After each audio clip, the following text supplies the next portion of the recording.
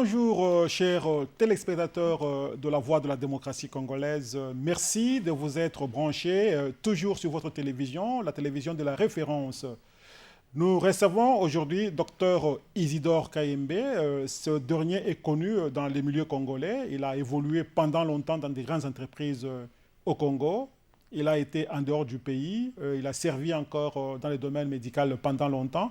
Aujourd'hui, il vit aux États-Unis. Ensemble avec lui, nous allons découvrir quelque chose de différent de ce qu'il a toujours fait. Bonjour, docteur. Bonjour donc.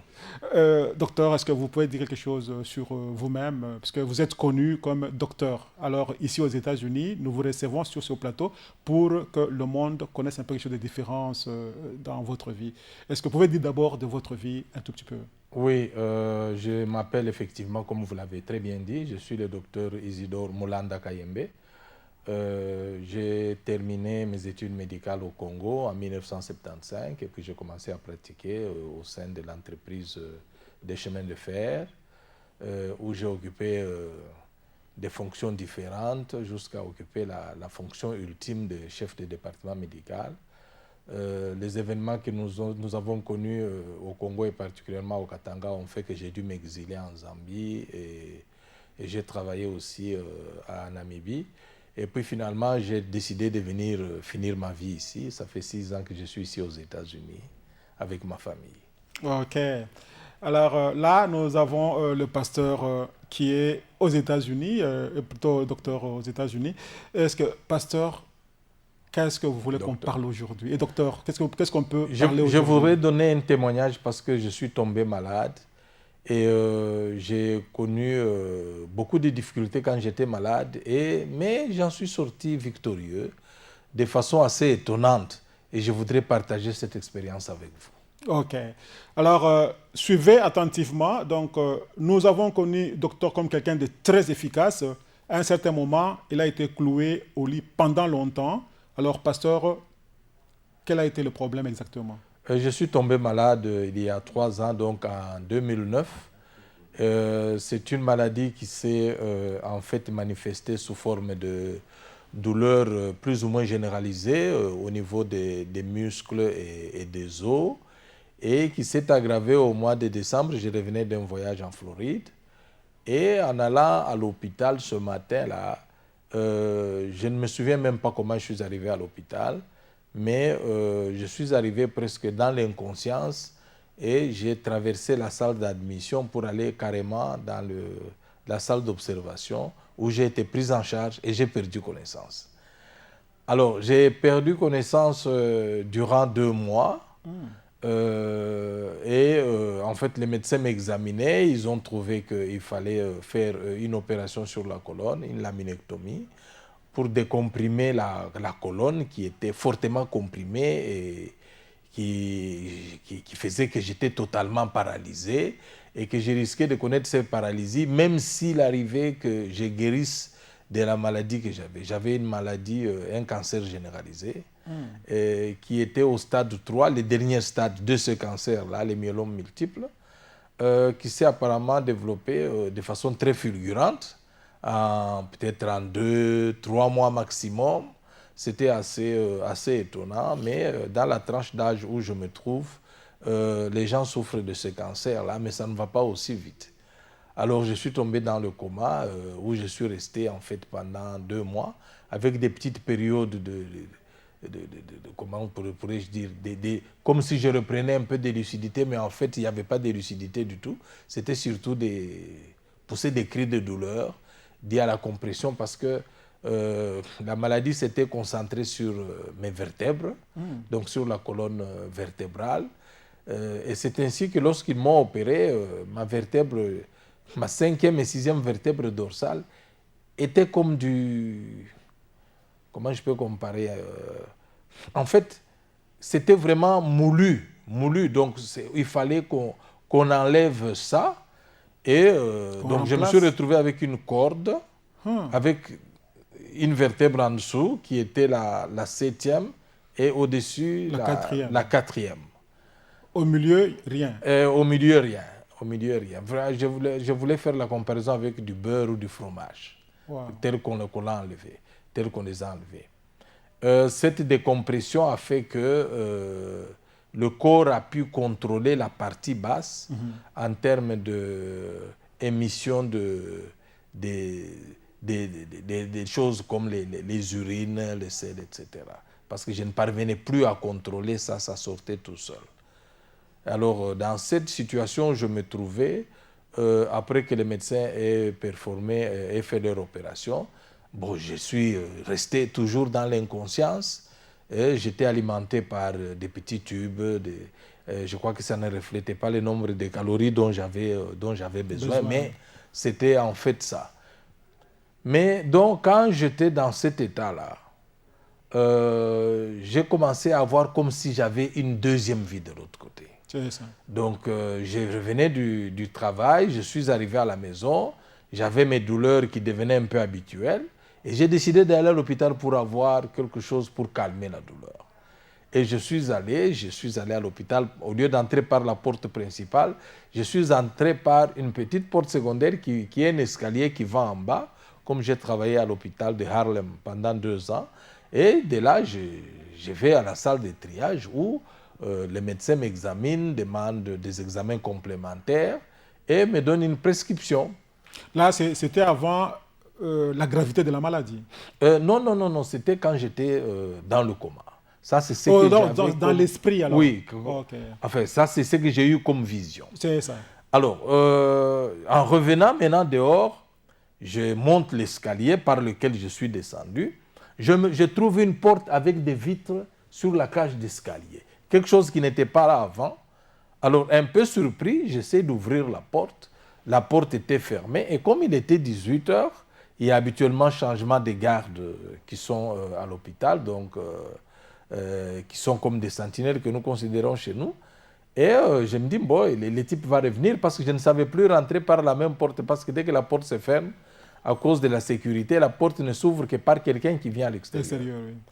Bon, j'ai attendu, j'ai estimé que c'était assez vers 19 h. J'ai commencé à appeler, à taper à la porte. Personne n'est venu. À 20 h, j'ai vu que c'était quand même anormal qu'il n'y ait personne. Il y a de la lumière et tout. J'ai continué à taper un peu plus fort, évidemment. J'ai tapé même très, très fort. Il n'y a personne qui est venu. J'ai appelé, il n'y a personne qui est venu. À 21 h, il a commencé à pleuvoir. En peu de temps, j'étais mouillé. Pas trempé, mais mouillé. Donc ça ne dégoulinait pas, mais j'étais mouillé. Et je continuais à appeler. Et il y a eu comme une petite vibration, un petit tremblement, comme un tremblement de terre. Et je tenais toujours, je poussais le poignet de la porte. Et l'escalier s'est écroulé. L'escalier s'est totalement décomposé. Je n'avais plus d'escalier, je n'avais plus d'assise. Et je me suis retrouvé suspendu à cette poignée. Avec ma taille et ma force, j'ai commencé à être comme les pendules, aller à gauche et à droite. Et à chaque fois que je réveillais, je revenais au centre, je cognais dans la porte. Donc ça devait faire un boucan suffisant pour attirer l'attention. 23 h, minuit, il n'y avait personne. J'ai crié. 2 h, 3 h, 4 h du matin. 5 h du matin, l'aurore. Vous voyez bien que le jour va se lever. Ouf! Je me dis, bon, les services auxiliaires de l'hôpital, donc les gens qui s'occupent de la buanderie, de tous les services techniques, vont venir et ils entrent par là. Donc, quelqu'un va pouvoir m'ouvrir cette porte pour rentrer chez moi. Mais à ce moment-là, le corps s'exprime toujours, même silencieusement. Le corps me dit que je n'en peux plus, je ne peux pas.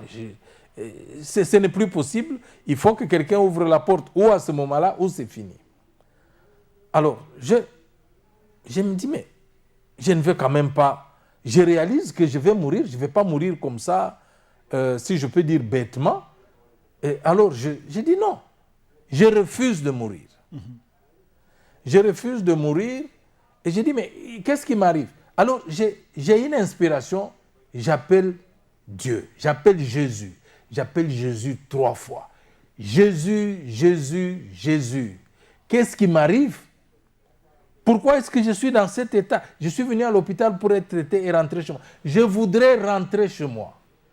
Dès que j'ai dit ça, la porte en bas qui était fermée à ma sortie, cette porte s'ouvre. Une personne géante ouvre cette porte, ne sort pas dehors. Je le vois par la fenêtre qui est avant la porte. Il lâche la porte doit se refermer automatiquement. Non, cette porte reste ouverte. Et l'escalier qui avait disparu, l'escalier se remet en place. J'ai un appui. Je cours vers la personne qui a ouvert la porte. J'arrive là, au lieu du corridor par lequel je suis venu, je trouve une table et une chaise et il n'y a personne. Mais il y a une porte à côté. Et je vais à la porte. Vous voyez le réflexe? C'est ça. Je vais voir cette personne qui m'a ouvert cette porte et il s'est produit des phénomènes surprenants que l'escalier est revenu en place. J'arrive là, je vois plutôt les petits bureaux cloisonnés avec ma petite, comme je suis quand même de bonne taille. Je vois les petits bureaux cloisonnés et je me dis, mais il est où? C'est comme un labyrinthe. Si j'entre là-dedans, dans quelle cloison je vais le trouver, je ne sais pas. Et il me vient à l'esprit, non, si cette porte est ouverte, c'est que la porte du dessus est ouverte, je recours dans le sens inverse. J'ouvre la porte, elle est ouverte. Je dis, oh, c'est bien, je vais rentrer chez moi. C'est ça. On verra le reste après. Je sors, la porte se referme derrière moi, je me retrouve, au lieu d'être dehors, je suis dans une chambre. Avec une porte, c'est une chambre rectangulaire, avec une porte à l'extrême gauche, la moitié en tôle, enfin, disons une plaque métallique, et le dessus en vitre, mais avec des antivols, donc les barres habituelles. Dehors, la porte est fermée. Là où on met habituellement le cadenas, il y avait une barre de fer, donc un fer à béton, qui était torsadé. Donc même si j'ai cassé la vitre, je ne savais pas détordre sans la clé, détordre là. Alors je commence à taper et à appeler.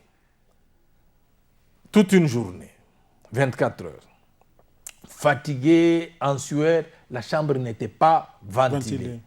Je recule de la chambre, je m'allonge par terre, je reconnais que non, je vais mourir.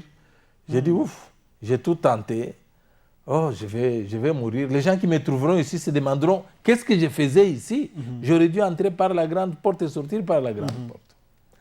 Quand j'ai dit ça, je m'allonge, il y a vraiment une brise, comme un pneu qui se vide, mais une brise qui entre dans la chambre, qui me rafraîchit. Vraiment, je peux même imiter le son. Alors, je suis là, je ne sais pas d'où vient cette air-là, rafraîchissante, et par la porte où il y avait 2 marches, il y a comme un tapis roulant qui entre, blanc nacré, vraiment blanc, qui entre et qui vient s'arrêter au milieu de la chambre. Je suis un peu spectateur et estomaqué, et toute la matière vient s'assembler là. Il n'est rien resté derrière. Ça prend une certaine forme, et quand ça s'est assemblé comme ça ne touche pas le sol. La porte claque. Il y a une explosion et la porte claque. Un détail que je n'ai pas donné dans le feu de l'action que je vous racontais, quand je regardais après qu'il est plus sur moi, il n'y avait pas de goutte d'eau par terre. Cette pluie n'avait plus que sur moi. Wow. Je cours dehors, je cours à la porte, je vois le morceau de fer à béton cisaillé dehors, tel que nous le cisaillons, et mon réflexe, c'était fuir cet endroit-là. Je cours devant l'hôpital. J'arrive devant l'hôpital, les gens passent, je suis mouillé, bon, je n'étais pas très intéressant. En tout cas, il n'y a personne qui a prêté attention à moi. Les camions passent, les bus passent, les voitures. Les gens vont aux choses habituelles. C'était tôt le matin. Je m'assois sur un œil d'égout pour essayer de récupérer un peu. Et je sens que je suis en train de m'assoupir. Et je me suis assoupi. Quelques instants après, combien je ne sais pas, je me réveille. J'ai des draps, je suis dans un lit et mon épouse est assise à côté. À côté, oui. Je lui demande, maman, qu'est-ce qu'on fait ici? Et tu sais, c'est la première fois que tu me parles de façon intelligente et intelligible depuis 2 mois. Nous sommes en réanimation, tu as été opéré. Alors je deviens... Je dis, mais moi, opéré, qui a donné l'autorisation? Qui m'a opéré? On m'a opéré de quoi? Parce que je ne suis, en fait, à part des petites maladies, je ne suis jamais tombé malade.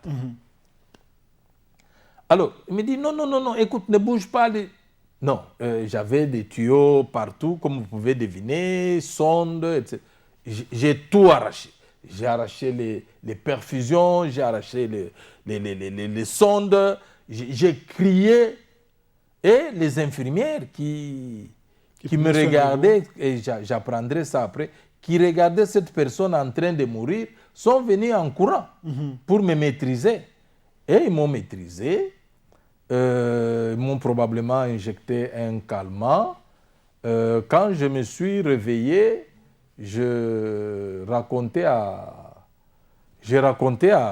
mon épouse, je lui ai dit, mais tu sais, quand on m'opérait, un moment, et c'est dans le dossier, j'ai connu un arrêt respiratoire. Oui, j'ai connu un arrêt respiratoire. On a essayé de me réanimer. En fait, c'était un arrêt cardio-respiratoire. On a essayé de me réanimer et ça n'a pas tenu. On m'a maintenu. Bon, finalement, disons que le cœur a repris un peu, mais la respiration spontanément, non. Mais disons que, bon, ça devenait difficile. Il fallait me déconnecter. Et je lui dis, mais écoute, j'ai entendu ces gens discuter, mais j'ai vu un tuyau venir du ciel, je l'ai pris, j'ai commencé à respirer avec ce tuyau-là. Et c'est ce qui leur a permis de terminer l'opération. Moi, je ne me souviens pas jusqu'aujourd'hui avoir dit à mon épouse cela. Mais elle se souvient très bien que c'est ce que je lui ai dit. Et je me souviens très bien que j'ai un moment pris un tuyau pour respirer. Oui, ça, je me souviens très bien. Bon. Voilà ce qui est arrivé. Alors, il y a eu beaucoup d'activités autour de moi. Avant de continuer, pasteur, allons un peu avec un morceau de musique. On écoute, comme ça, vous vous essoufflez et on revient. Tout à fait.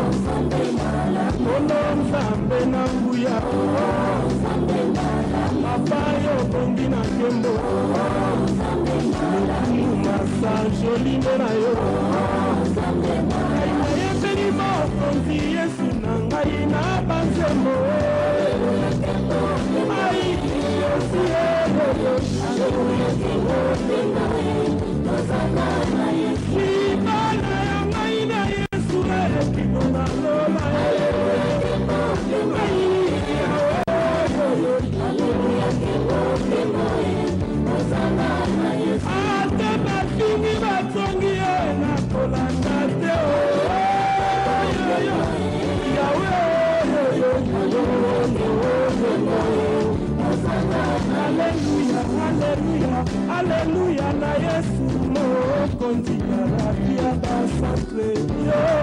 Alléluia, na Papa. Alléluia, alléluia na Papa. Libala ya ngai na Yesu kino na lola yo. Alléluia na Papa. Alléluia, alléluia na Papa. Ata bafingi balobi ye.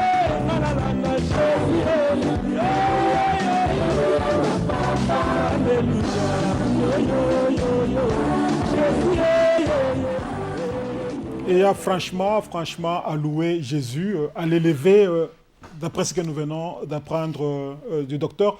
Et vous excusez, parfois je l'appelle pasteur, mais c'est docteur. Bon, ça vient. Non, c'est les deux actuellement. Ok, alors, docteur, vous avez vécu ce que vous avez vécu. Charnellement, vous étiez inconscient, mais dans l'esprit, l'on vous parlait et vous voyez, par exemple, l'espoir de vivre. Et après que vous êtes assis avec maman qui vous dit les problèmes de la salle d'opération, et ensuite j'étais un peu surpris par toute cette activité autour de moi, cet intérêt.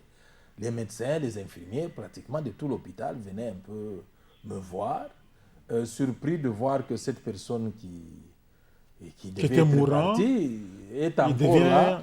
Et apparemment vigoureux par la voix. J'étais très maigre, mais par la voix vigoureux. Et je leur parlais de Jésus. J'ai dit, vous savez que sans Jésus, nous ne sommes rien. Je disais aux médecins qui venaient, je lui dis, mais vous savez, tout ce que nous faisons, tout le travail que j'ai fait toute ma vie, c'est grâce à Jésus. Il faut reconnaître sa force dans tout ce que nous avons fait. Donc vous communiquez cette fois-là avec les médecins. Oui, il n'y a que lui qui peut tout faire. Nous sommes tout simplement des instruments. Et c'est au point que sur ce moment-là, j'avais des perceptions sensorielles assez extraordinaires sur mon environnement, sur les personnes qui venaient. Il y a des personnes que j'acceptais, il y a des personnes que je n'acceptais pas. Il y a des personnes que j'ai renvoyées parce que je sentais comme un courant maléfique de leur part. Oui, et je suis resté là-dessus jusqu'à la sortie de l'hôpital. Mais je dois ici quand même souligner le fait que j'ai compris, bien sûr parce qu'on me l'a dit, j'ai compris que c'était les prières, vos prières, les prières de toute notre communauté, de toutes nos familles, ici à New York, dans les États voisins comme New Jersey, Connecticut, et même au loin comme les Maryland et tout ça, des prières au pays, des prières en Europe, en Allemagne, en France particulièrement et en Belgique, des personnes qui m'ont connu et qui n'acceptaient pas que je meure, qui ont jeûné, qui ont appelé Jésus, qui ont appelé Dieu le Père, qui ont dit non, on s'est sûrement trompé sur la personne en allant le chercher. Ramène-le. Ça, c'était vraiment l'appel. Dieu, Jésus, on s'est trompé. Lui ne doit pas... Non, on l'a pris pour quelqu'un d'autre. Qu'on nous le laisse, qu'on le ramène. Et Dieu a écouté, entendu et a exaucé. Il y en a même qui ont dû, comme il y a beaucoup de femmes qui ont prié, vous voyez, le monde est peuplé de femmes, les femmes prient, pleurent, émettent beaucoup de sons, que nous appelons quelquefois bruit. Les gens ont dit, bon, Dieu a été sensible à ça, et il a dit à son fils, mais allez un peu délivrer ce Kayembela. C'est ainsi qu'il m'a ouvert la porte. C'est ça. Alors, ça confirme vraiment que c'est lui la voie, la porte, les saluts. C'est lui. D'accord. Amen. Cher auditeur, ce que le docteur dit ici, c'est très vrai, puisque personnellement, si vous allez le voir plusieurs fois à l'hôpital, aujourd'hui, s'il est devant nous, c'est un miracle. Dieu existe et Dieu est là. Alors, docteur, après avoir connu, puisque ce que vous nous dites là, c'est vraiment très résumé, puisque ce n'est pas ce que vous avez connu dans 2 mois que vous pouvez résumer dans 30 minutes. Alors, après avoir connu tout ce que vous avez connu, aujourd'hui, vous êtes sur vos pieds, vous pouvez marcher, vous pouvez vous déplacer, aller même en dehors de New York. Quelles leçons avez-vous tirées de là et qu'est-ce que vous dites à ceux qui nous suivent pour l'instant? Je crois que pour le moment, il faut d'abord que tout le monde reconnaisse que Jésus est le seul sauveur que nous avons. Et c'est le message, ça c'est le message que j'ai pour eux. Et que nous devons tout faire pour porter le message à tout le monde.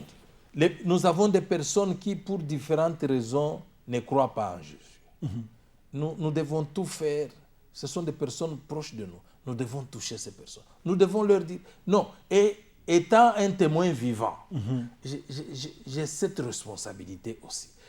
Vous savez, je vous ai posé même à vous-même la question. J'ai demandé, mais pourquoi moi? Pourquoi ça m'arrive à moi? Pourquoi moi? Qui suis-je? Moi? Quoi? Moi, j'ai travaillé très bien à ma connaissance, c'est-à-dire je travaille avec les compétences que j'ai et les malades sont très contents de ce que je fais. Bon, j'ai fait mon devoir et j'ai touché quand même mon salaire. Mais Mais écoutez, mais pourquoi moi?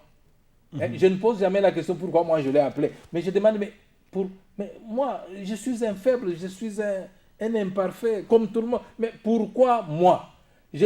Alors, quelqu'un m'a dit, ne vous posez plus cette question. J'ai téléphoné aux religieuses qui sont très âgées, qui ont 70, 80 ans, avec lesquelles j'ai travaillé à Moueka, à Ilebo, à Kananga. Ils m'ont dit, mais même en Espagne, j'ai connu d'autres religieuses catholiques. Après, ils me disent, docteur, ne vous posez plus la question. Il vous a choisi parce que vous avez un travail à faire. C'est ça. J'essaie de voir dans mes rêves, de demander, mais écoutez, inspirez-moi, aidez-moi. Le travail, là, c'est quoi? C'est-à-dire, je vais seulement sur la rue, je commence à crier comme tout. Non, je crois que... Non, restez calme. Il va vous dire quand et ce que vous devez faire. Soyez seulement attentifs à lui. Oui. C'est tout. Okay. Mais continuez votre travail normal. Soyez bon, aimez les gens, pardonnez les gens. Vous voyez, c'est un problème. Hein? Mais je crois qu'il faut se maintenir dans cette atmosphère-là. Probablement faire des jeûnes, faire des retraites et écouter. Mais il l'a peut-être déjà dit. Parce que j'écoute quoi? Le travail est là. Il faut faire seulement le travail. Alors, les gens doivent accepter Jésus. Frères et sœurs, je vous demande d'accepter Jésus dans votre vie. Il n'y a pas de salut en dehors de Jésus. Si Jésus, c'est le maître du temps, il arrive toujours à temps. Si nous voyons que ce que nous avons demandé n'arrive pas demain, il estime que ce n'est pas demain. Ce n'est pas le moment. Voilà. Bien, en tout cas, docteur, c'est vraiment très mouvant. Nous sentons vraiment que vous avez l'inspiration cette fois-ci. Et ce que vous avez connu, personne d'autre ne peut le dire si ce n'est que vous-même. Alors, auditeurs et spectateurs, nous vous remercions. Nous sommes très heureux que vous avez suivi le docteur Isidore Kayembe. Nous aurons encore à l'appeler, qui nous donne des témoignages, et vous autres aussi, vous devez reconnaître que Dieu est vivant et que Jésus est toujours avec nous. Nous disons au revoir sur la voie de la démocratie congolaise, John Kayembe.